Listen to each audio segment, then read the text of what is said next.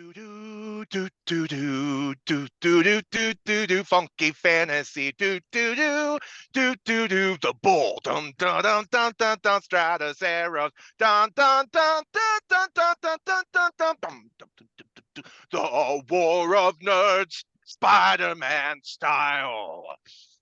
Welcome back to the War of Nerds podcast, everyone. We are your bearded nerdy hosts. I'm Nathan Helm, the funky fantasy man. Alfred Muller. I'm Toby McGuire.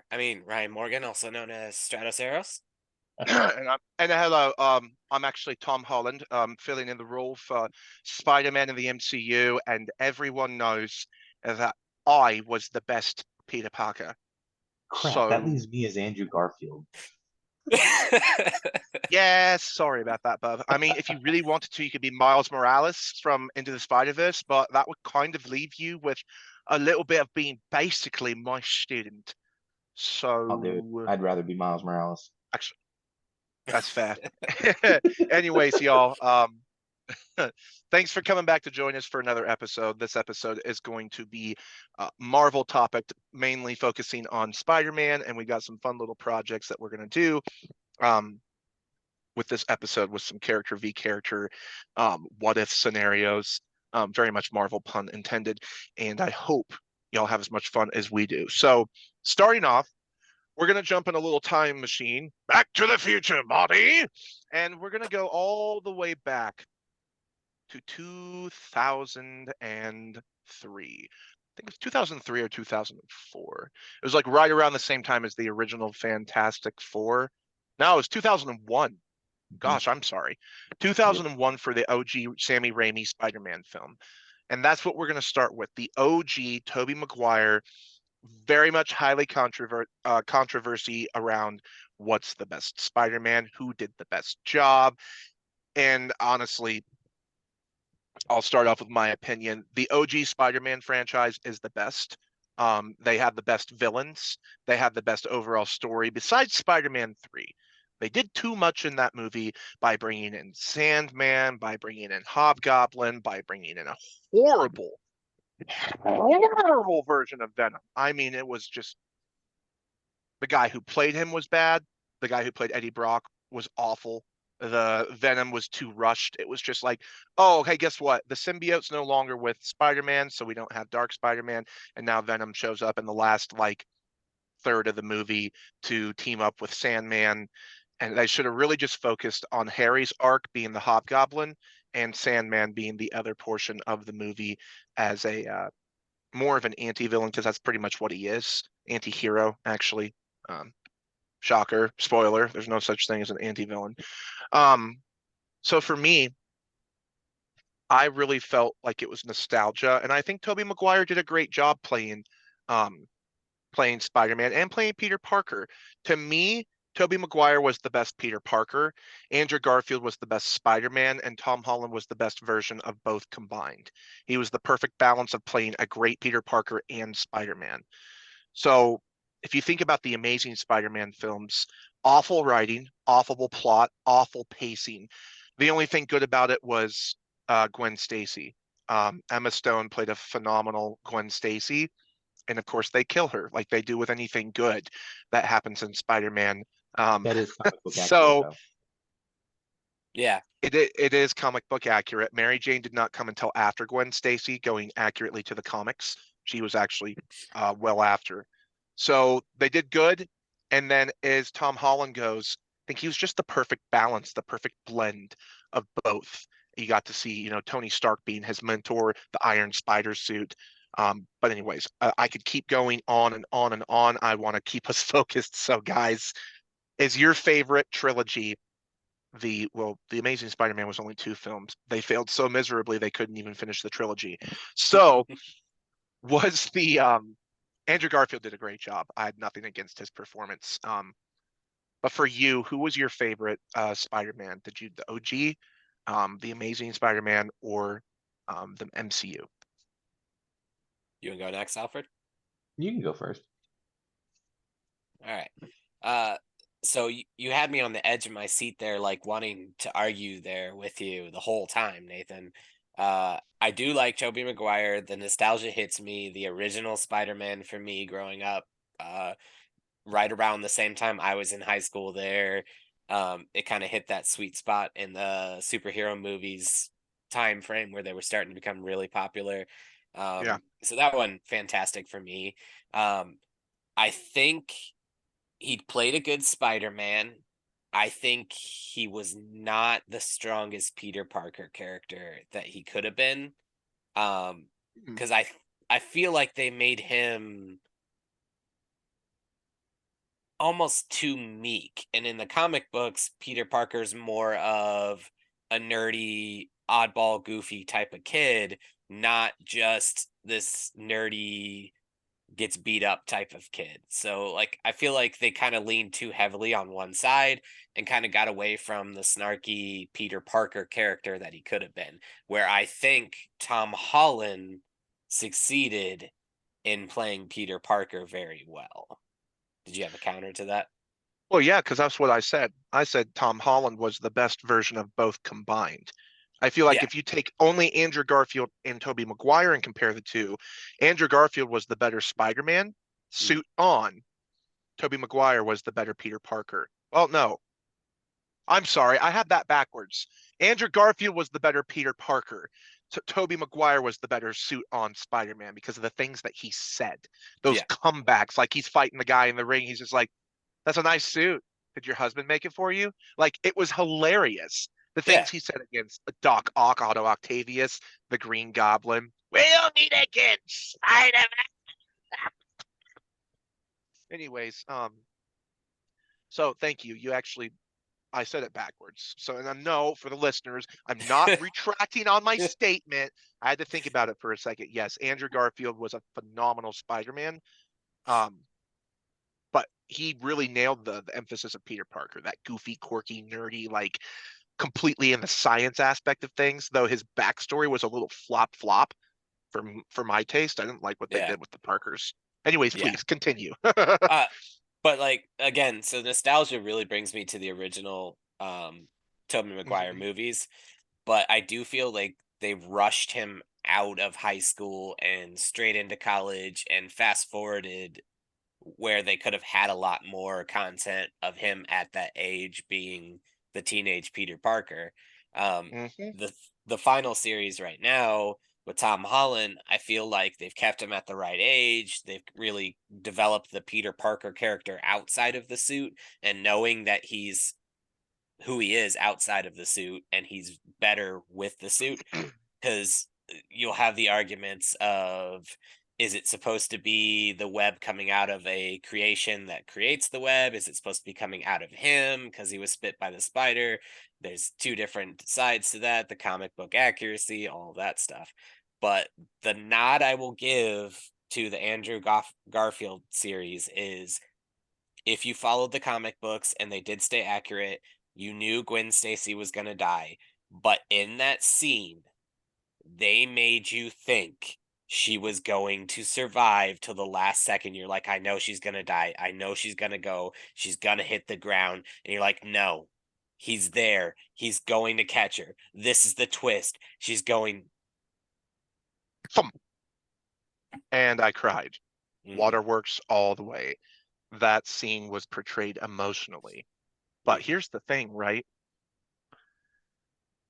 Comic book accuracy is a little bit so for those who don't know, Spider-Man was Stan Lee's first character that he ever wrote as a comic book writer mhm. and the most cherished. Stan Lee talked about it many, many times.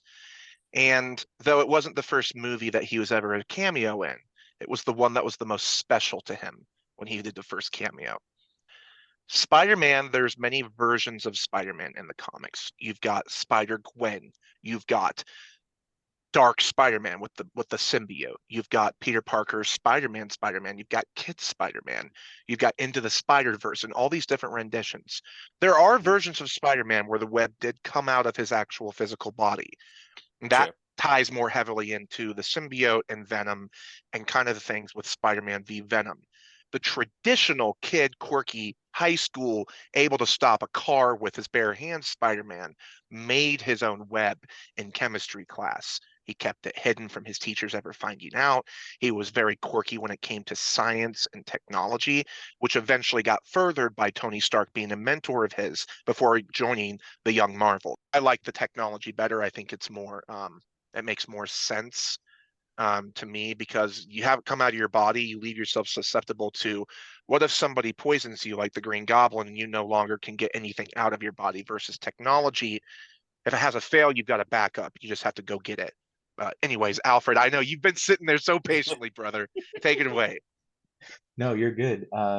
So I do want to say that the Tobey Maguire holds a special place in my heart, because not to go like sad or anything like that, but it was the last movie my grandmother took me to, and we didn't like we joked around. And my younger sister was her favorite, is what we'd always say. So it was a rare time where she took me out and we went to lunch and we went to the movie and everything, and it was my first viewing of a superhero in live action. Like I had seen, because like Nathan, you had said X-Men had come out around that time, and we had watched that, but Yeah, it seeing did. Spider-Man on the big screen, and I grew up with the cartoon of Spider-Man, and to see it in the big screen was just phenomenal. So definitely holds a nostalgia for me. Doc Ock was one of the greatest villains. I mean, both Green Goblin and Doc Ock are the best villains that they've had in the across all franchises for me. The third one, I really don't want to talk about that one because it was so bad. But Don't Tobey Maguire is don't still forget my about favorite. Mysterio. Yeah, Tobey Maguire is still my favorite. I love his take on Spider-Man, and yeah, I agree with you, Ryan. He wasn't the best Peter Parker, but it's kind of like our show where we're talking like we're all nerds here, but the definition and understanding of a nerd has grown so much. That's why you get Tom Holland how he is now, because even though Peter Parker was a geek or a nerd or picked on or whatever, it's a you could see where it's culminated in Tom Holland Spider-Man, who's my second favorite for everything. He encompasses the cartoon that I grew up watching. Uh, He and does. then it also shows the progression of superhero movies. Like if Marvel had done it when they did their first Iron Man, it may not have come across very well. Mhm. And then Garfield was a more wisecracking Spider-Man. Peter Parker, he was more of a less get beat up and more of the traditional Peter Parker. I just think the story writing was bad. I do want to give all of them credit. They've used a different villain every single time, to my knowledge, for the most part. They haven't Mhm. rehashed many, if any, villains. Maybe Sandman, but Yeah. I'm not sure about that one. No, no, you're right. Original OG, you had Green Goblin, then Doc Ock, then Sandman, Venom, and Hobgoblin. Mhm. Then Andrew Lizard. Garfield, you had Lizard, and then you had Electro. And Mhm. Mhm. then, which, oh my gosh, Electro was bad, and they Yeah. fixed it in the MCU. At least I'll say that's one thing they did right. And then Tom Holland, Vulture, which, by the way, Michael Keaton, thank you, because Yeah. you That were was awesome. excellent. Yeah, it was Excellent. amazing. And say what you will about Jake Gyllenhaal, but he nailed Mysterio. I Mhm. mean, phenomenal job. Yeah, okay, is he completely comic book accurate? No, but no one's ever gonna be. They did it pretty darn close. And then No Way Home, fan service all the way through. Spoiler alert, if you're listening, they brought back all the OG villains. Doc Ock, Green Goblin. Would have liked to see more of him, but I'll take what I can get. Um, and they fixed Electro, they fixed Lizard, and they gave Sandman a little bit of a Mhm. so I mean, Yeah. So those are my favorites in that order and whatnot. But I do think that you guys have covered a lot of the main reasons why that franchise has done so much better, I think, than for the fans than Batman has done in the DC universe, because both hmm characters have been rehashed over and over and over again. But where you have Spider-Man has stayed fresh, and with the exception of the hiccups with the Andrew Garfield, the franchise has done well, and they finally have found, I think, the perfect story and actor to play that role and keep him as true to character as possible. And like I said, with the Tobey Maguire one, they were still learning superhero movies. They were still learning Spider-Man and how to adapt a Yep. comic book to a movie. So I can't fault them for some of the choices they made, like rushing him out of high school. because I don't Yeah. think I think at the time they thought no one wanted to watch a high school kid be a superhero. That was too kiddie. They wanted to attract a wider audience. So I can't fault them for Yeah. that. I do prefer what they're doing with Tom Holland over that, but there's just so much nostalgia, and the movies themselves are great for just Uh-huh. movies as general, and not just superhero movies, but movies. They're you can go back and watch them again and again, and they're fun. Even and I think about it, I haven't watched Andrew Garfield's Spider-Man movies in a while, but even they were pretty decent. I mean, they were better than the remake of the Fantastic Four. So, I mean, you know, that's not setting the bar very high, but even though Andrew Garfield really was good, like I'm just thinking about it through my head as we're talking, and I'm just like, he really did have some quirky comebacks as Spider-Man with the uniform Mhm, on. mhm, And his story was probably the most accurate. I mhm. like Peter Parker's story of who he is as Yeah. a character, but not his origin story of his parents. I Mhm. didn't like that. Just like in the Tom Holland Spider-Man, I hate what they do with his love relationships. It's god awful. It's Yeah. horrible. It's not comic book accurate whatsoever. And his best friend being Ned Leeds wasn't a huge fan of that either. If they would have done something to turn him into a rendition of the Hobgoblin, I would have been a little bit better with that. But they should have had Harry. Mhm. Harry Osborn should have been his closest friend. That's just my opinion. And they wanted to kind of get away from the original stuff and have a fresh take. So you know what? We don't know if when in high school Peter ran into Harry and became friends with Mhm. him. We know that they were friends in high school in the original, but that was their senior year right before college. Yeah. So we're seeing Peter in his early years of high school. Mhm. So I don't know. They did mention something about um, a building being bought out in the MCU that I believe is going to be either Osborn Industries or Reed Richards, um, the Baxter Building. I have a high feeling about that. But what I want to know from you guys is who your favorite Spider-Man villain of all time is. Ooh. I mean, honestly, I love the Green Goblin. Like, it's everything about him. Even as a kid, seeing that board that flies through the air that you ride, kind of just such a cool concept, and the little grenades that explode, and just the scary goblin-esque vision that he brings. Because like you think of Batman and the darkness of the villains, Hobgoblin seems so dark, and like even the story arc is kind of dark, but it always still had this lighthearted Spider-Man-ness to it that didn't make you feel you were afraid of the Green Goblin, but you weren't overtaken by that fear, and you still felt like Spider-Man's going to win the day because it felt like a Spider-Man type thing. It's hard to describe Yeah. exactly what it is, but No, I know that would be exactly what you mine. mean. Because you don't fear him like you feared Doctor Doom. With Doctor Mhm. Doom, Victor Von Doom, you feared him as a villain. You knew what he Hmm. was capable of, his mind, his tactics, that in fact he was raised by a witch in Latveria, and that he was one of the most dangerous villains the entire Marvel Cinematic Universe, multiverse dealt with. Even gods feared Victor Von Doom. But when it comes to wee bit little things like Doc Ock, Green Goblin, they're kind of goofy, right? They have a Hmm. maniacal feel to them, but you know it's Spider-Man's going to win. And what makes the Spider-Man villains so good is that there is humanity behind them. Their origin stories of what made them to what they were, you feel bad for them, you pity them. I Hmm. mean, Osborn was going to lose his entire company. He had to do something in order to prove that his product worked in the defense Hmm. business and the weapons business. So what's he do? He takes the serum, he takes the mist, and he becomes the Green Goblin, an ultra personality that when he's mask off, he's just like, "Hey, Peter, good to see ya." And then you at the end having the conversation, "Me and Mary Jane, your girlfriend and I have one heck of a time." You're like, Hmm. wow. But still deep down, boom, his speeder flips around, Spider-Man jumps up and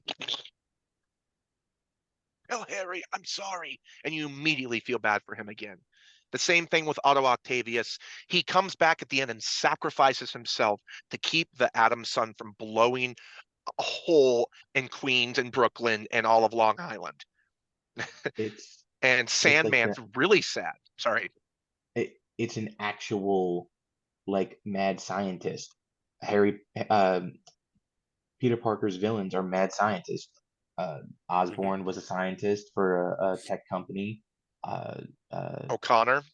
yep, was an actual scientist. Like it touches on those classic mustache twirly villains, and then you take a genius like Stan Lee, and he twists it, makes it his own, and creates characters that are complicated and have so much depth to them.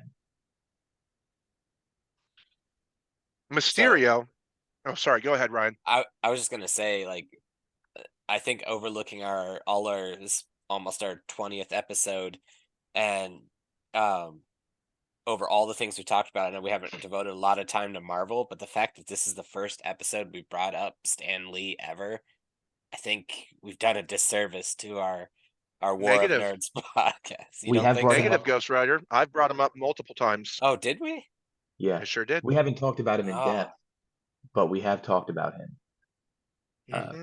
I will but have I to go I just back, got. but well, I'm glad you cleared that up because I was worried there for me. I don't recall talking about him much, so we haven't I've talked got about him my in boys depth. back. Okay. We yeah. have mentioned him. But anyways, back to favorite villains. Yeah.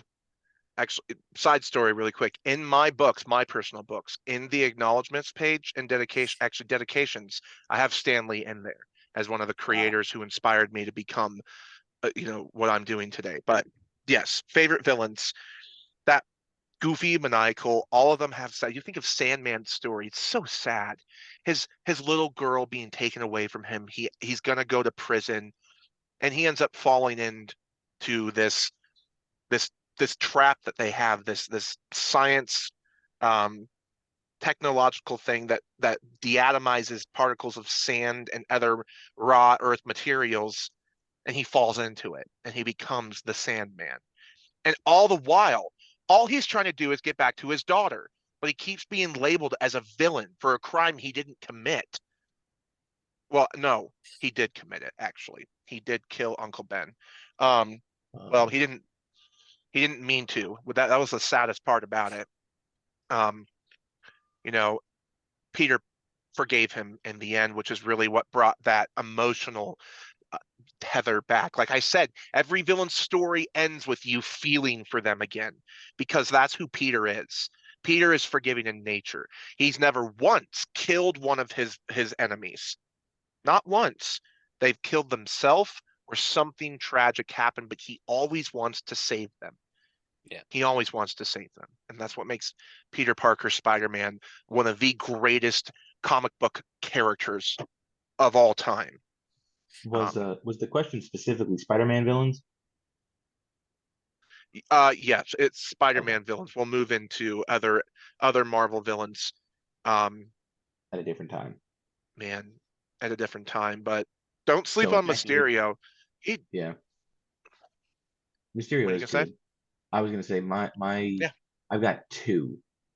Lizard is actually one of my favorites, and Morbius because of the Oh, animated series.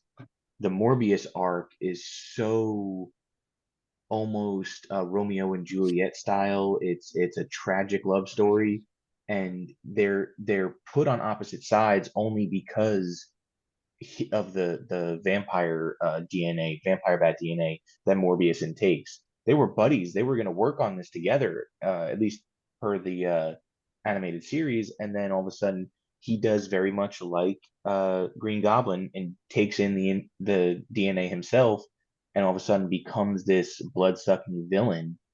And now Peter's kind of moving in on his girl, and all of this is occurring, and Mary Jane is missing, and just that whole arc was fabulous because the emotional turmoil was so grand, especially me being like a 12, 13-year-old kid watching this, being like, what on earth is going on here?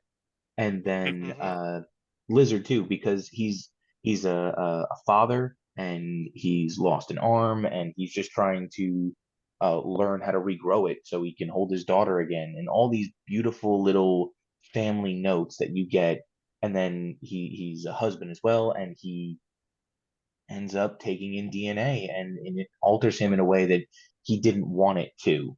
It's that, how far are you pushing science? How far are you pushing the limits until you can't really understand what you've done, and now you turn into a monster, and what are you doing? So those are my two favorites for the similar reasons. Let us not forget, too, that Dr. Connors first was interested in studying with DNA and genome testing due to his relationship with Peter's father and the Parkers. Peter's father was a scientist as well. Not only on top of that, it was after the symbiote came and Dr. Connors got a sample of it that he started really going deep. And he's like, maybe if something like this exists, I can regrow a limb. And henceforth, the lizard is born. Dr. Connor is no longer himself.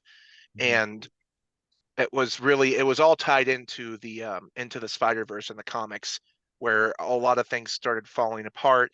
You had different versions of Spider-Man coming in, different anti-heroes like Morbius and Venom, who were being offered different positions by various villains like Goblin and Hobgoblin, mostly Hobgoblin, and Doc Ock not so much. It was actually the female version of Doctor Octopus that was more into the Spider-Verse, where her husband was dead, so she had this huge revenge plot against Peter Parker. Well, at the time, Peter Parker wasn't Spider-Man; it was Miles Morales. So you had all that different stuff going on too. And you're like, well, shoot, Miles has to track down this old, disgruntled Peter Parker who wants nothing to do with the hero life anymore. So there's a lot of different cool stories when it comes to Spider-Man, but Dr. Connor is a really good villain, and his story is really sad, and they didn't do it justice in the Amazing Spider-Man whatsoever. That's the Um, unfortunate. just like Jared Leto should never act in a movie ever again because Morbius was horrible. The only thing good about it was Matt Smith, and that was it. So the Doctor comes to save the day again, coming out of the multiverse TARDIS. Anyways, so for me, Ryan, did you want to go? Or you want me to go, brother? Oh, well, I started, but I was going to add something to it. So go ahead if you haven't spoke your piece yet. I haven't spoke my piece, but add yours first, man. I've kind of been motor Okay, mouthing. I love this topic. Sorry. that's cool. I got two things to throw in there. One, just a subtle nod to Craven, one of my favorite just random villains, just because of the hunter aspect of him. Yep. I enjoy that.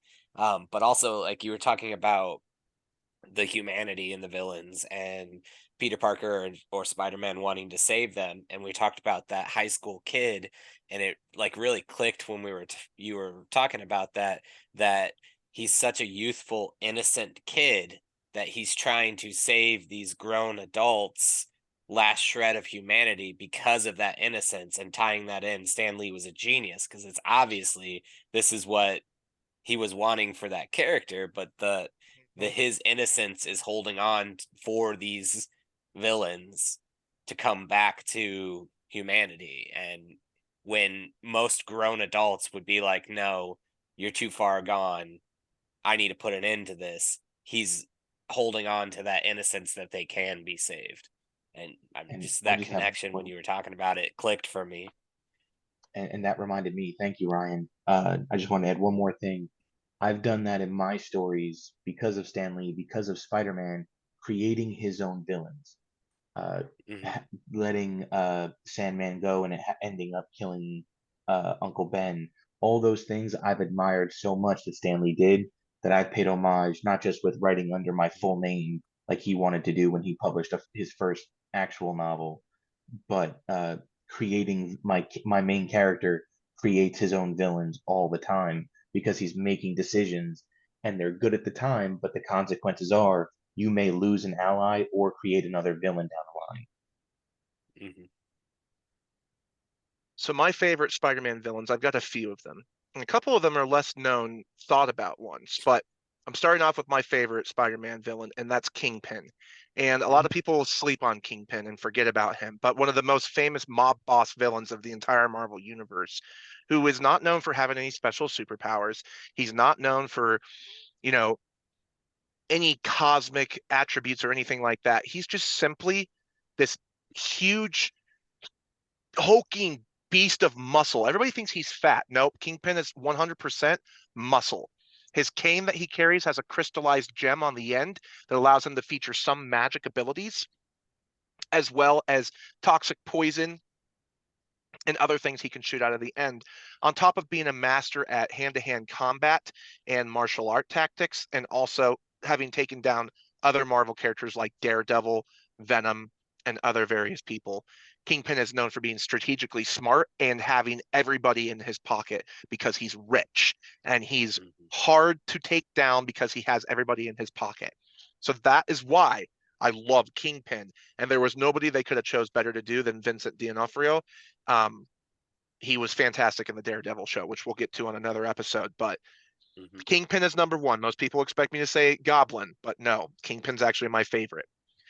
My second favorite is Green Goblin, just for the fact that Norman Osborn is probably one of the most legendary villains of all time. They haven't been able to portray his appearance correctly in most of the movies because it's hard to do that type of CGI. So they've done basically suits and stuff, which I'm okay with. He took more of a hobgoblin approach to his appearance. In the comics, he is more beast than he is man when he transforms into goblin, and that's what makes it so he's just that maniacal edge to him. Like playing all the old Marvel Alliance video games and stuff, I always had Goblin on my team. My third favorite Marvel villain, good Lord, I can't speak. Sorry, I actually have a list up here because I had to remind myself of their names. So let me find it here. 1 second. Make sure I give you the right one. There we go. So my last favorite too is, believe it or not, Vulture is one of my favorite Spider-Man villains. And I was so glad they had Michael Keaton, because while he may have not been completely like comic book accurate, well, actually, no, he looked pretty comic book accurate, actually. His suit was really cool. They did a story a little bit different with him stealing Stark tech, but that's okay. Some villain origin stories are going to be different. So Michael Keaton really sold the role of playing Vulture. But the whole thing with Spider-Man being in love with his daughter, I was just like, I could go without that. But they wanted to go for that kind of that other, like, I did too. Oh, that reveal in the movie though, you remember that? The light turned green and he's just like, Peter. I'm just like, oh man. Mind blown. And then my other one that people sleep on for whatever reason is Carnage. Carnage is one of my favorite Spider-Man villains across the Spider-Man v Venom, back to the #1 issued Spider-Man, #1 comic issued way back in the 1990s was Venom v Spider-Man. And I actually have a copy of that comic book in my personal vehicle because I love it so much. They bring in different Spider-Mans, and it's the Into the Spider-Verse from the old animated show where you see the two Spider-Mans pointing at each other, the famous meme. And that was when they were trying to deal with not just Venom, but also Carnage and also Goblin. And so really, honestly, Carnage is, once again, they failed in the Venom movie to present a character such as Carnage, though Woody Harrelson did a phenomenal job. I don't care what anybody says. He sold the role. But Cletus Cassidy is a psychopath. That's what Carnage is. It's what makes him who he is. And so I've always loved Carnage. And you've got a lot of other ones too. Electro's better in the comics than he was portrayed. They fixed him in No Way Home. And I never had a problem with Jamie Foxx. I thought he was great for the role. It was just unfortunate that the writing was what it was. But my favorite top two, definitely Kingpin and Goblin. Those are the best two Spider-Man villains, in my opinion. Even in the animated series, Kingpin gets... Oh, yeah. Man, he gets slept on. And I was just going to say, I think the tie-in between Kingpin and Daredevil is why I always drift away from even thinking about him with Spider-Man, and I kind of associate him with Hell's Kitchen more.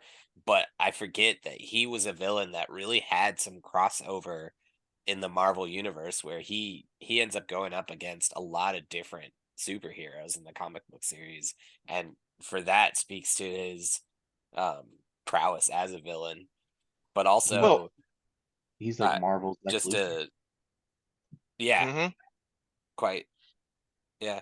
And then Vulture, like in the cartoon series, the original one, I couldn't stand him, honestly. Like I didn't like Vulture in the cartoon, but Michael Keaton's portrayal, Yeah. and I think Marvel did a very good job choosing the Stark cleanup and stuff like that as tying Vulture in, kind of like picking at the carcass of the scraps or whatever was was a smart way to tie him in, even if it wasn't comic book accurate. I think that was a good choice to bring that character in that way. Yeah. But yeah, just to add to that. People forget about the crossovers because Kingpin is more. Daredevil's had more run-ins, but Spider-Man's had a fair share. But Yeah. you have to think about Kraven the Hunter and Morbius, Hmm. Venom, Punisher. All these Hmm. characters are crossover characters that have been in both and dealt with. So Venom teamed up with Spider-Man and Punisher to help take down Kraven the Hunter Hmm. and Carnage and Hobgoblin and Kingpin. Usually Kingpin was a mass orchestrator of things like that, similar to Joker and the DC universe. And I think even But Daredevil and there's just Spider-Man had several crossovers because they occupied the same yes. city. Yeah. Yeah, I mean Hell's Kitchen was not too far away from Queens, which is where Spider-Man was from. And then Cap was from Brooklyn, so not even that far away. So Spider-Man would call on Cap a lot to come in and help, and they would have a Marvel's Alliance where they would have Doctor Doom coming in to cause some chaos, and the Fantastic Four, Wolverine, Hulk, Daredevil, and some of these like B-list like heroes that weren't they were really just slept on, but they're great, great characters. And Daredevil's got some of the most unique like side characters like Elektra, Stick, Punisher. I mean, the list Yeah. goes on. Luke Cage. Yeah. Hmm. Um, but this brings us to our cage battle match. And we all have selected 4 characters of our choosing from the Marvel Comics. And we tried to stay away from omnipotent gods because that's just not really fair when you do something like that. We're not just going to be like, I'm going to choose Galactus, right? Yeah, choose the planet-eating villain, or like the Silver Surfer, which is just basically choosing a nuke. Like, first of all, Galactus was portrayed horribly in Fantastic Four: The Rise of the Silver Surfer, but the Silver Surfer was portrayed beautifully. Hmm. Um, so what we have is a scenario in New York City. There is a crisis going on. Captain America, Tony Stark, the Hulk, and Daredevil have been captured and are being held in a centrifuged maxi grid magical prison that is being controlled by Scarlet Witch, Magneto, and Kingpin. And your characters have to figure out how to break the heroes out and how your heroes and your villains and your team matchup would work together, why your team would work well to be able to break these people out, and what the plan would be. And then we'll have our teams against each other and who would win in a throwdown. So first of all, here's our scenario, our New York City Save the Heroes scenario. How is your 4 characters that you chose going to save them and get the villains out of the way? Alfred, go ahead and go first. Well, you captured 2 of my 4, so not starting off very good. Oh, hold on. Okay, if I capture 2, you're 4, fine. Hulk, Then Daredevil, Iron Green Man's Goblin, and not Helm. captured. So those are Okay, my then 4. mass civilians are captured and being held. Mass Okay. civilians. And they are being blocked in a maxi grid magical prison held by Scarlet Witch, Magneto, Kingpin, and Green Goblin. How is your team going to get past the villains and save the encaptured crowd, who will turn on you on a moment's notice because they're being controlled by Scarlet Witch's magic? All right. So I think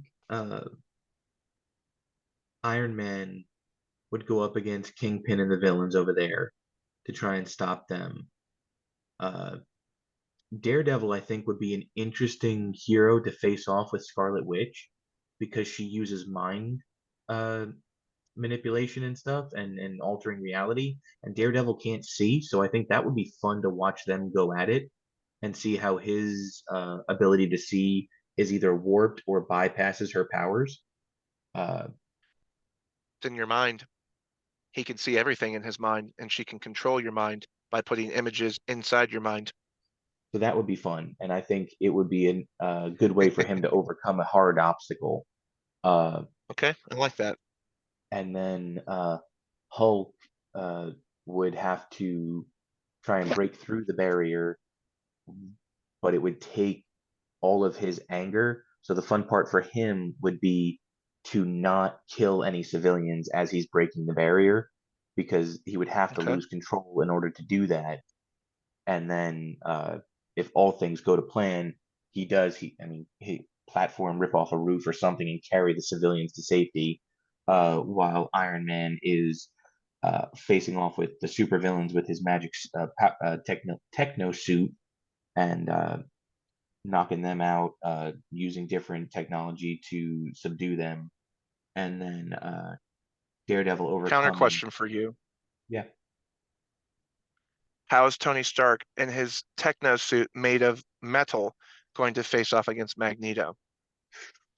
Tell me what you have up your sleeve. All right. So he has taken on. So adamantium can be bent by Magneto. Vibranium, I believe, is what his suit is made out of because of uh, Black Panther. Mm-hmm. And I've never seen. It is metal in general, so I imagine Magneto could use it. I think it would come Tony down Stark. to Magneto doesn't just manipulate metal, it's a magnet.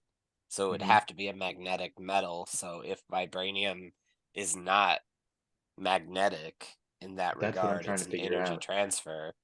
I I've never think it seen would like be Magneto face off with because Cap's shield is vibranium. oh I've never seen it be magnetic or anything.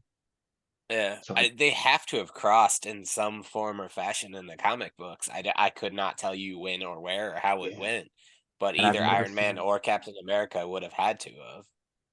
But I've never seen But like, I mean, Civil War would have had to have done something, I would think, with because that was the whole point of that uh, uh, comic book. But I don't know. mhm. I don't know if vibranium, I'll because again, I'll I know solve your adamantium. problem.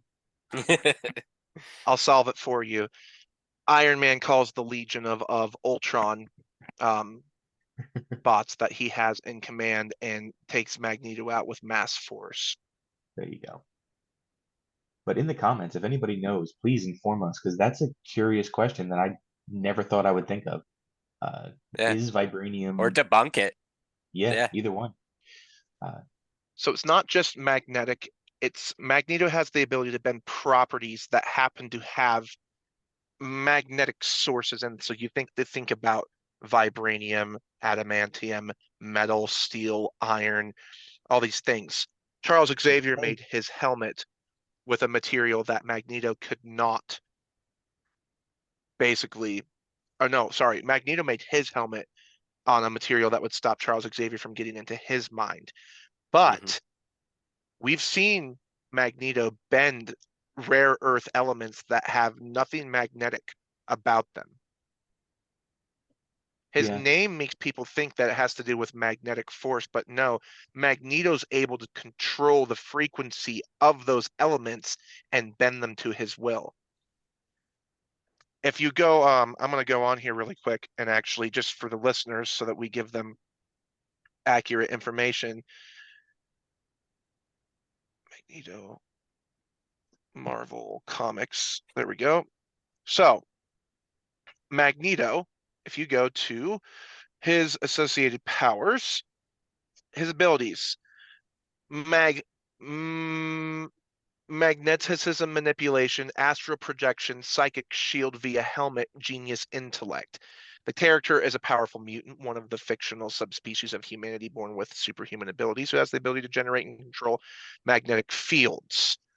Magneto regards mutants as evolutionary superiors. So he has the ability to control magnetic fields. So you have to consider which properties of Earth have properties that magnets would fall into, or Yeah, magnetic fields and would be Yeah, because and associated certain with. metals are magnetic and certain ones are not. Correct. Yeah, Yep. So there you go. vibranium is the alloy of adamantine, or it's the other way around. So I don't know. I know Because Thanos isn't. What's that? I was gonna say he can bend adamantium because like he messes with Wolverine all the time. Mhm. He But can So I think I don't know indeed. how that works. vibranium is the Yeah. alloy of adamantine. It's one way or the other, So but I would imagine I don't remember how alloys actually work if they maintain the magnetic property of their base metal.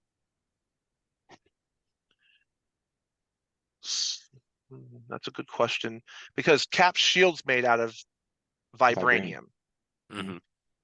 Thanos' sword, his Infinity Sword, is made out of adamantium, and he crushed Cap's shield.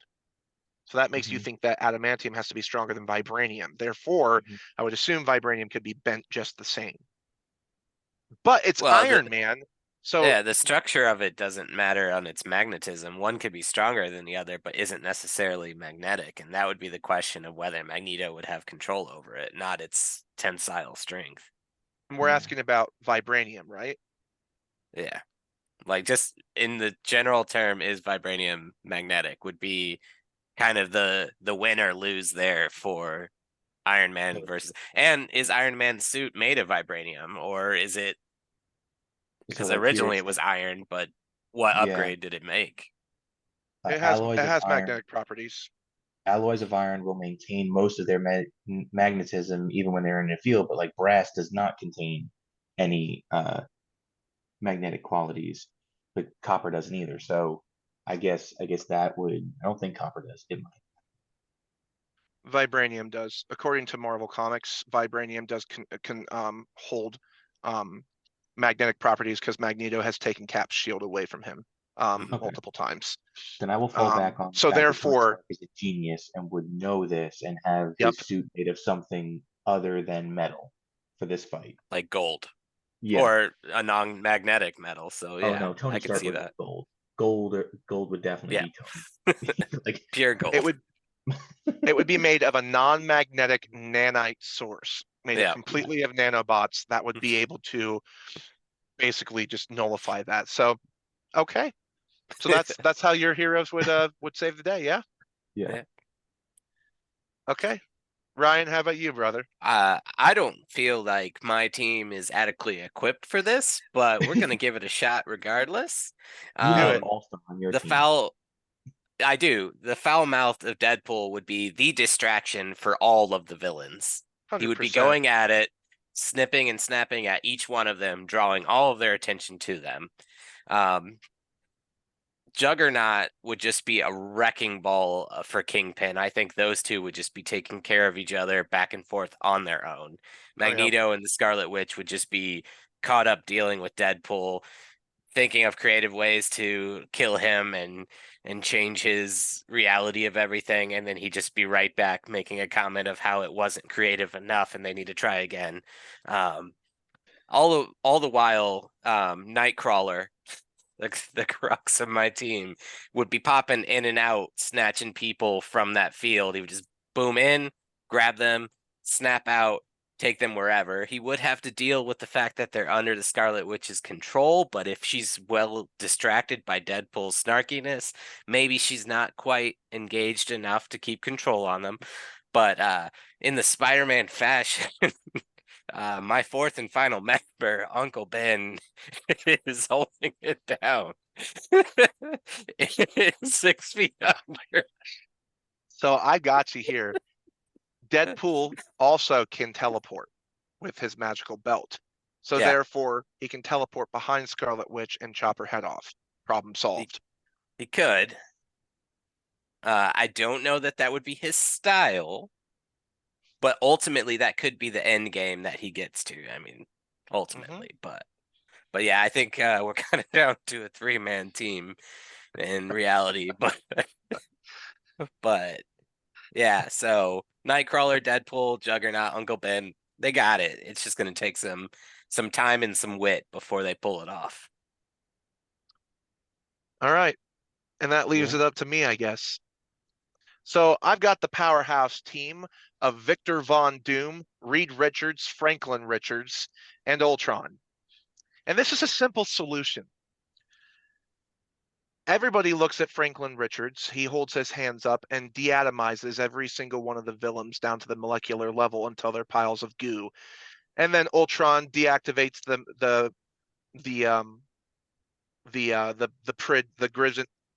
grid of energy for the city block, and Doctor Doom removes any magic whatsoever that's around because he's trained in multiple forms of magic from Latveria and from his mother. And all the while, Reed Richards is just calming everybody down. And no matter what would happen, Reed Richards' mind continues to get smarter by just stretching his molecules inside of his body to form infinite brain cells. So no matter what happens, he has a son who can literally manipulate the molecules in the atmosphere and reality. So Scarlet Witch wouldn't stand a chance against Franklin Richards. And if we're going to go V one-on-one opponents, so Magneto would be able to take out Ultron, which is why I have to worry about keeping Ultron away from Magneto. However, Ultron being able to basically hack into anything technology related could simply have every satellite weapon dish, anything that he could have his mind inside of, to literally figure out a way to block off all city streets, have military on standby, to have a backup route coming to help the civilians. Anything within, so Doctor Doom can break through the magical field without taking it down and remove any magical telepathy put on people's minds by Scarlet Witch, because Doctor Doom is a much stronger magic wielder than Scarlet Witch. And that leaves, who was I said? Ultron. Ultron's doing that. And then Franklin Richards has the bit. So we said Magneto, Kingpin. Who did I say? Magneto, Kingpin, Scarlet Witch, Scarlet Witch. and I thought it was just who the was three of them. I think it's no, there just was a Is there a fourth. fourth? Green Well, Goblin. That's right. we haven't been dealing with the fourth one, I guess. He's just running free right now in our Oh wait, scenarios. well, Green Goblin. He has his literally his board is technology, so Ultron could just Hack make it. that go away real quick. And then Reed Richards could just literally just stretch around him and basically just keep him trapped. But yeah, so I think Doctor Doom and Franklin Richards, the two of them, could take care of any of that scenario. But yeah, okay, cool. So that's that first scenario. Now our teams versus each other. Ooh, Who wins? I mean, you've got a stacked team, you but do. all I gotta say is any one of those takes on Uncle Ben. And every Spider-Man from every multiverse is coming out of a portal to throw down with that team. I'm on With your great left, Uncle. power comes great responsibility. Or on your right. All I gotta say is I have a Hulk. You have a Hulk. I have Victor Von Doom. I have an army. We have a Hulk. One That's of my true. favorite lines from You, Avengers. I love that. He grabs Loki and he just slams him back and forth, and then he's just like, Puny God. puny God. And then when they come back in Ragnarok, Loki's looking at them just like, Bruce looks at Loki, he's just like, you're looking less dead. And he's just like, oh, what was it that Loki said? He's just like, I'm depends on my mood. And Bruce is just like, so oh man, Ragnarok was so good, so much better I than did Love like and that. Thunder. Oh my gosh. Mhm. Only redeeming quality about Ragnarok is that they had Love and Thunder. or Love and Thunder, the only redeeming quality is that they had Christian Bale to play Gore the God Butcher. And But even they cut him so short. Like he could have been a multi-movie villain. He should have been. It He's should have been. literally his murdered gods in the Marvel universe, gods like Odin and Zeus and Thor. And you're going to tell me that they're just going to do that to him? And his appearance wasn't even accurate. He just looked like something out of the book It. I mean, it really was just disappointing. His acting was great. As Christian Bale, you're never going to like lose with him. You need a prime example of that. I just tell you to look back to Gran Torino, and all set. Christian Bale's amazing, great actor. So when it comes to the Spider-Mans, and we're going to stretch out a little bit into Marvel Comics now. We've pretty much covered Spider-Man. Who is your favorite Marvel comic book hero? I'll give you 3 for that. And who are your favorite comic book Marvel villains? I'll give you 3 for that as well. Oof. So my 3 favorite heroes are the Incredible Hulk, Daredevil, and Iron Man. Good choices. Very good. How about you, My Ryan? Oh, sorry. I was just gonna do my favorite villains next. Yeah, I forgot already. Magneto, because of his story. I love that, a Holocaust survivor who then sees the same thing happening with a modern day government and wants to rebel against that. It's kind of hard to side against him with those kind of beliefs, but the way he goes about it, I can understand where the problem comes in for the X-Men. So I'll say Magneto. Then I've got to go Green Goblin because of his antithesis to Spider-Man, and Kingpin. My question for you, Alfred, is Ian McKellen or the gentleman who played in the prequel X-Men movies? First Class and Days of Future Past. Ian McKellen. Okay. You can't really argue with his performance because he's amazing, but I actually like the young version of Magneto a bit better. I can't disagree with that. I mean, for the clout and what he did for the character and his acting ability, I can't really go against him. 100%. How about you, Ryan? So I lean heavily on X-Men when it comes to Marvel stuff. So Nightcrawler and Deadpool have always been my absolute 2 favorite OGs forever, even long before Ryan Reynolds, who's my favorite actor, decided to play that role. In fact, like I can forgive the Green Lantern movie just because he played him. I'm okay with that. Well, that was such a good movie.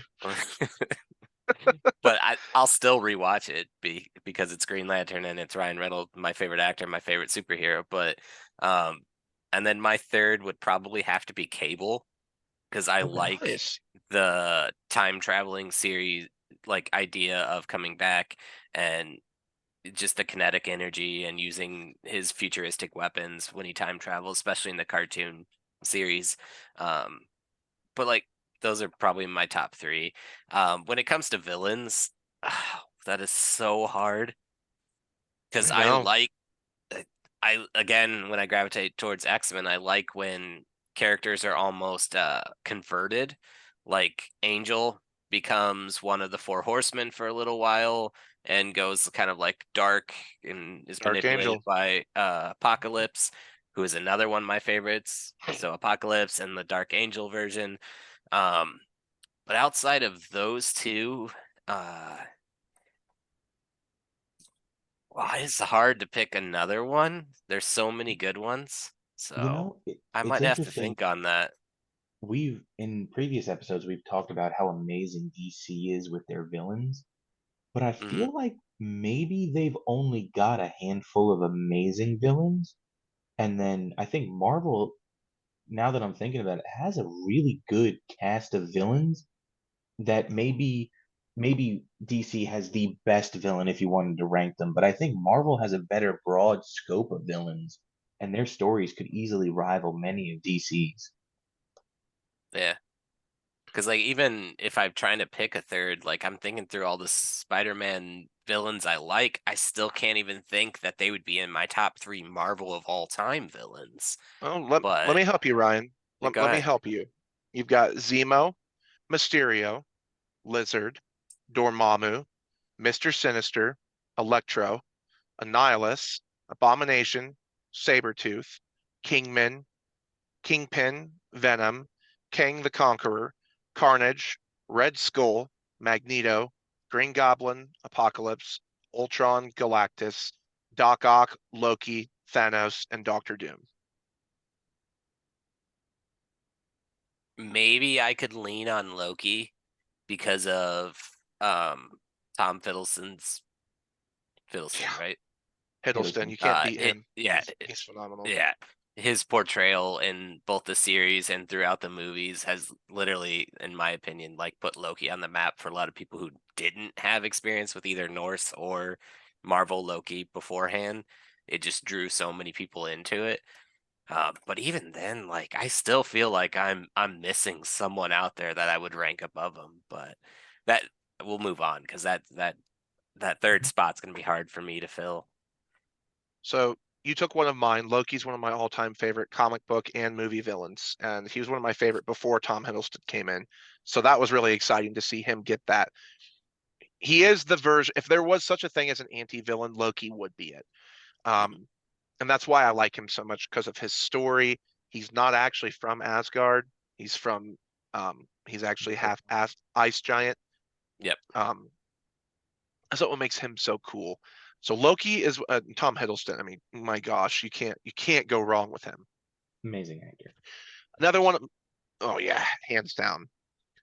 Another one of my favorite villains is Mordok. He's really only been seen in the video games, and he was brought into Ant-Man 3, which was the last Marvel movie I watched and probably the last one I will watch.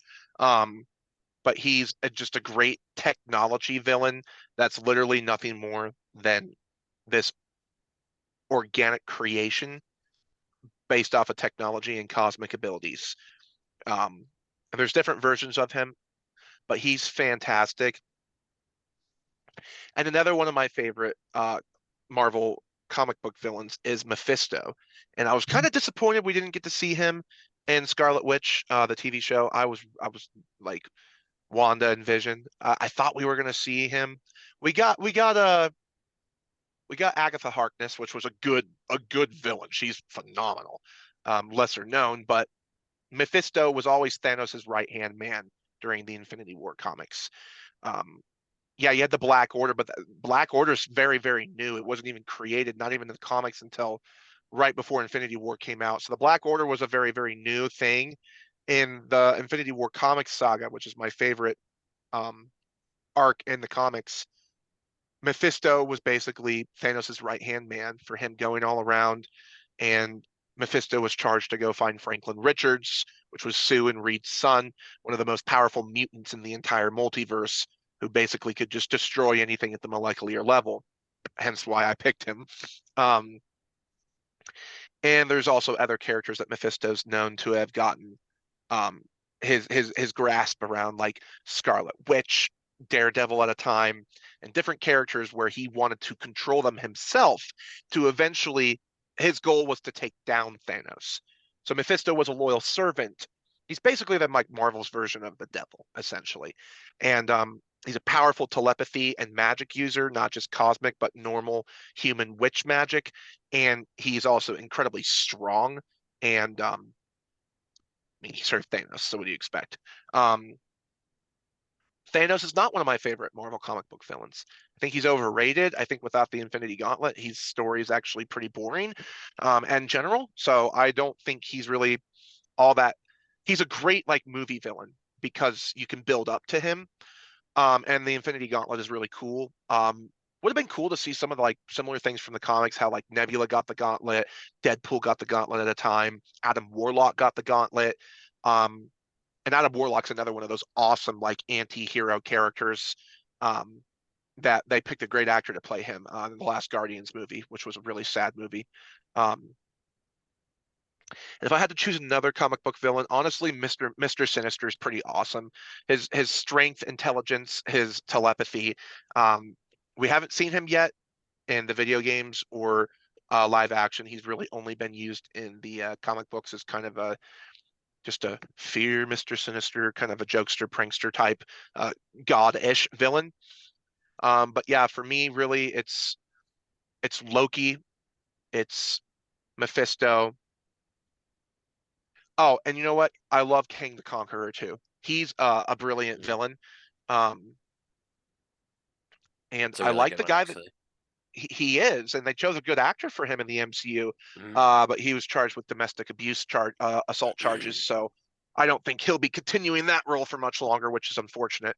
Because I probably would have stuck around to see what they did with him, because he's like your classic like Romeo and Juliet theatrical actor who is just great at filling his roles. I'm sorry, went on for a while. Heroes, um, again, a little bit non-traditional for me. Um, so Star-Lord, Peter Quill, is actually one of my favorite Marvel heroes. Even in the comics, Guardians of the Galaxy is just a little bit underlooked. And Peter Quill's has this cool origin story where he came from Terran, and he ended up with this group of Ravengers, and he based all of his skill as a thief and a bandit to create technology and steal stuff, and ended up with this ragtag group of misfits like Rocket and Groot, and actually a lot of really OP characters who are really underlooked. Mhm. Gamora, Drax the Destroyer, who's another awesome character. Um, Another one of my favorite Marvel heroes is, um, to some seems surprising, but Reed Richards, Mr. Fantastic. Um, he's a brilliant scientist. Von Doom was always that was my other Marvel villain. Sorry, Von Doom is my favorite Marvel villain of all time. Um, and I'm not going to go into that very much because it's look up Von Doom if you need any explanation for that. Von Doom all the way, baby. Um, but Reed Richards and Von Doom's arguments and their competitiveness. Von Doom always thought he was smarter than Reed, but Reed was always that nice, nerdy guy who was too afraid to ask to storm out. Eventually, he did. They ended up with getting their cosmic and mutant abilities, and you end up with this cool group, the Fantastic Four. Reed Richards with one of the most unique abilities to be able to stretch his mind infinitely to become smarter than any living person, aka the Council of Richards. Like in the DC universe, you have the Council of Harrison Wells. So he's basically a mutant version of Tony Stark if Tony Stark would be able to stretch his brain more and more and more and more and more. I'm giving myself 4. I know it's cheating. My last 2 is obviously Spider-Man. He was my favorite growing up. He always will be. And Wolverine is my other favorite Marvel hero. He is cool. Seeing his origin story for when he had his claws before he got adamantium, and then how he was experimented on the Project X program. Don't get me started on X-Men Origins Wolverine, because Deadpool was just an abomination in that movie. If it was even supposed to be Deadpool, I hope it wasn't. But good thing Ryan Reynolds decapitated him. So thank God. Something I would have liked to see more of, though, is first of all, the guy they picked to play Sabretooth, Wolverine's brother, was Mhm. really, really great in the movie.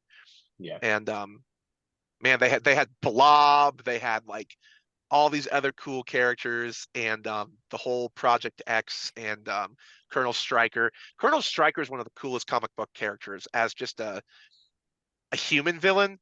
Like Colonel Stryker and Thunderbolt Ross are like the two. Well, that's also Red Hulk too, but Yeah. which I'm sure Alfred's familiar with the whole Red Hulk arc and Abomination. But anyways, I rambled. Sorry. So, You're good, man.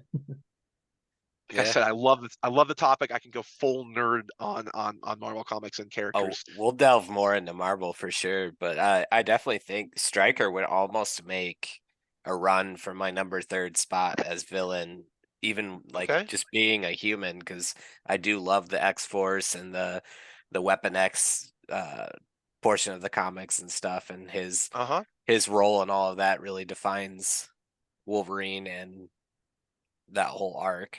So even if he's not an overpowered villain, he definitely plays a huge role in multiple characters.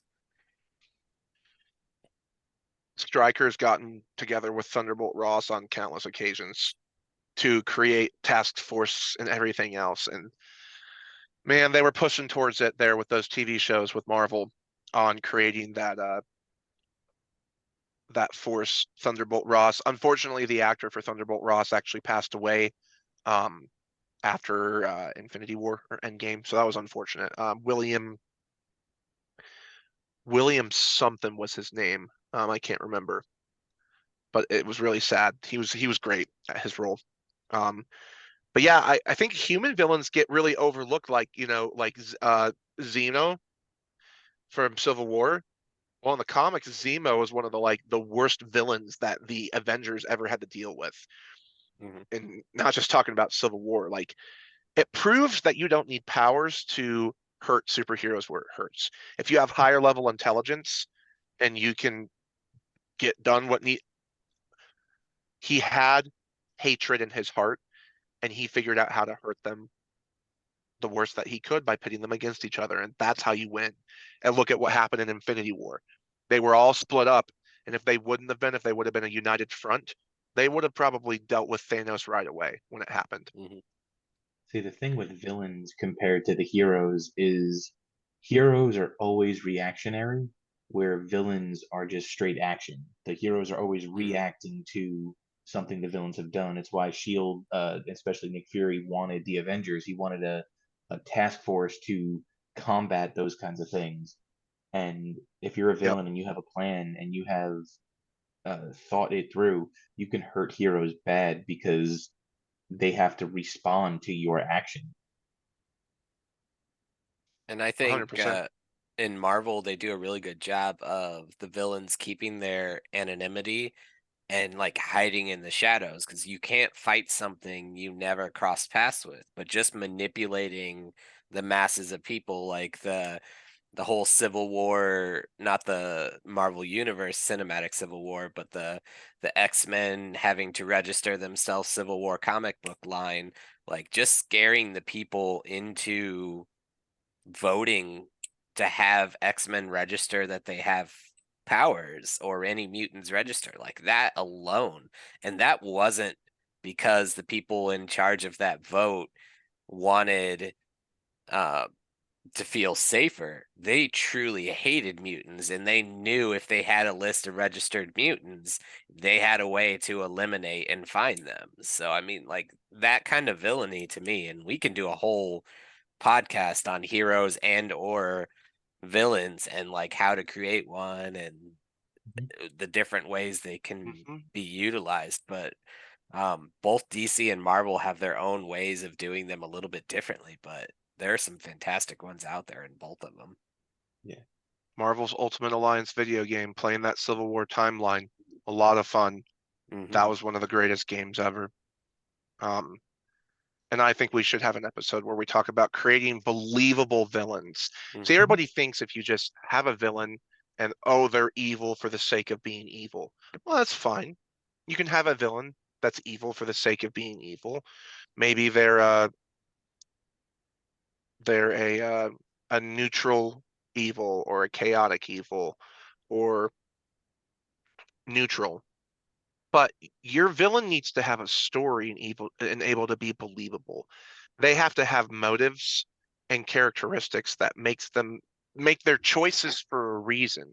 If your villains are relatable and people remember at the end of the day that they're actual people, which is why we go back to the Spider-Man villains, why they're so good, is because you know they're normal people and their tragic stories, what drove them to do what they did.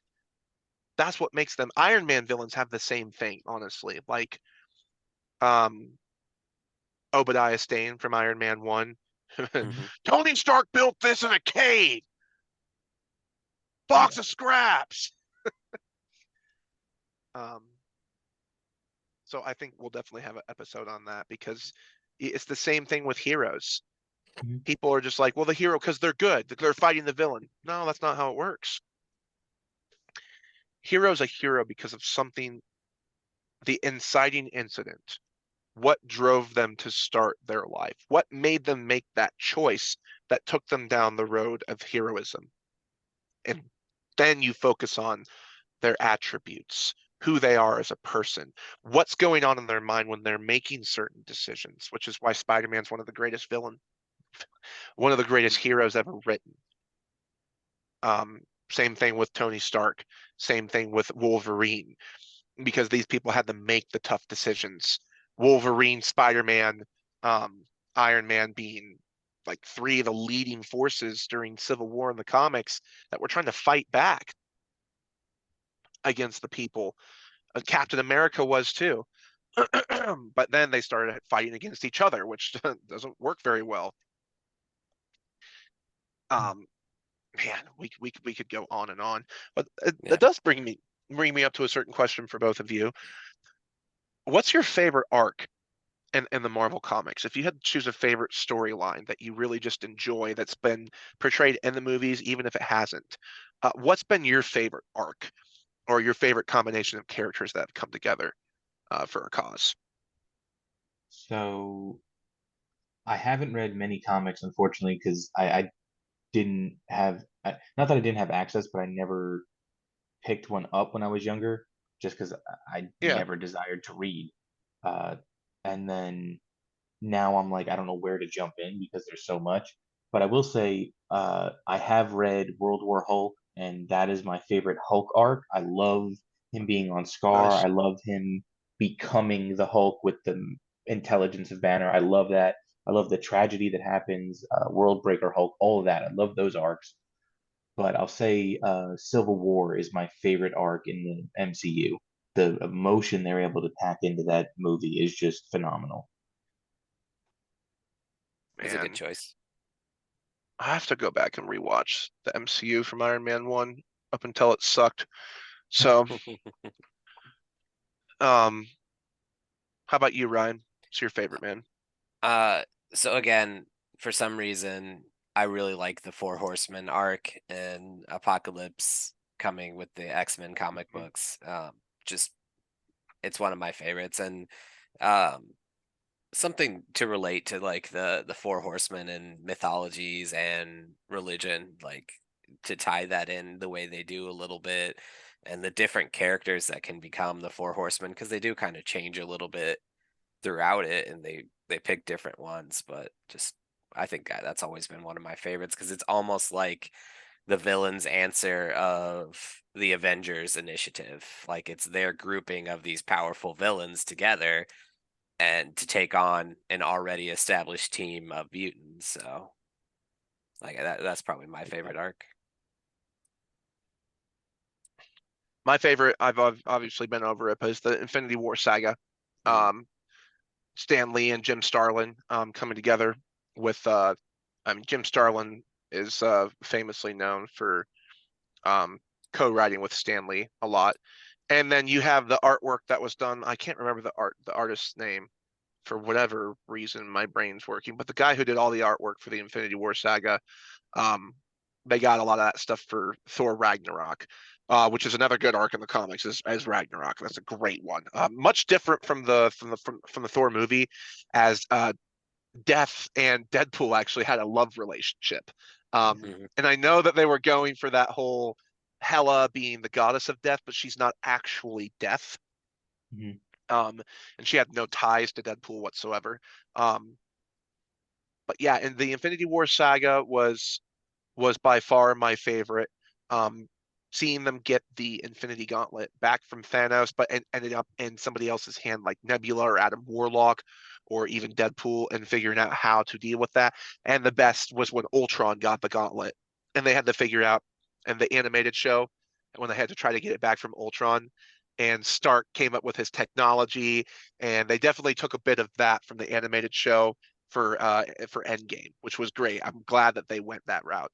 Um, Thought it could have been cool to see Ultron in Endgame or Infinity War, but they brought him in so much earlier, it wouldn't have worked. But if they hadn't have introduced him when they did, um, he could have been a big thing. Uh, Another part of Civil War with like Ultron being created, the Ultron program with Banner and Stark, and then Ultron coming in as Stark using that in Infinity War to get the gauntlet, and Thanos being taken care of, and then Ultron being the central antagonist in Endgame. But they didn't go that route because if they were going to do that, they would have needed like 4 movies to cover Infinity War. Um, So yeah, I think Infinity War. Oh, it's gonna bother me. I have to look this up because if I don't give the answer to our listeners, it's gonna bother me. So we're gonna tell them right now who did the artwork for Infinity War comics. So it was the artist was okay. So Ron Lim was one of the artists for the Infinity War Saga comics, and it was written by Jim Starlin. And then there's another comic book, Marvel comic book artist that is very popular, and I'm going to give that to our listeners too. Comic book artist, and Alfred can edit some of this if need be. Nah, But This keep is it all in. good. we're looking so featured creators. So Marvel comic creators and Marvel comic book artists.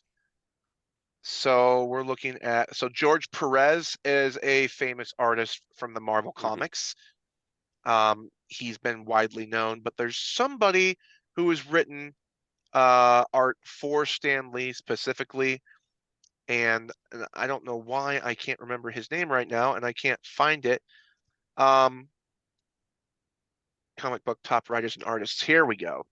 Okay, so according to this, and you might recognize some of these names, but you've got Donny Cates, Thor, Hulk, Al Ewing, Venom, Benjamin Percy, Wolverine, Ghost Rider, X-Force, Jed MacKay, Doctor Strange, Moon Knight, Gary Dugan, X-Men, Invincible Iron Man, Christopher Cantwell. So those are a couple names. And then you've got some other key artists. So you've got, let's see, John Romita Jr., Amazing Spider-Man, Valero Schiti, Javier Garron, and there's others, and my brain hole is not allowing me to find it for whatever reason. So I'm going to do some research for y'all listening to this episode, and when we come back with another one of these, I'll give you the artist that I'm trying to think of, because the only thing that's popping in my mind is, oh, Jack Kirby. Hello. All I had to think of is, I was wondering if you were going with oh Jack my Kirby, gosh, but it because was he's more Jack known Kirby for because he, Batman and stuff yeah, he did a lot for Stan Lee too. Jack Kirby did, originally. Yeah. and for Ragnarok, and I'm always able to remember Jack Kirby's name, but not Jim Starlin. So that was ironic that I got that twisted up tonight. Um, But I think that's a but pretty I'll good also take spot this to end it, opportunity. where we finally figured it out. We will, and I'll also say rest in peace to Stan Lee. Yeah. We all cherish the memories that we had with the man. Only thing I regret is that I never got to meet him. I would have loved to, but But like I said, that's why I don't that's write a good under a pen wrapping. name. I write with my full name because he always wanted to write a novel with his full name, Stanley Leibowitz, I believe. 100%. Well, you heard it from Alfred live. This is where we're ending tonight. So, ladies and gentlemen, it's been a privilege. Thank you for coming to listen to us ramble and jabble and motor mouth and talk nerdy things to you as we are your bearded nerdy hosts. I am Nathan Helm, the Funky Fantasy Man. I am Alfred Muller. And I'm Ryan Morgan, also known as Stratos Eros. And until the next time we see you, stay funky and stay nerdy. See you next time.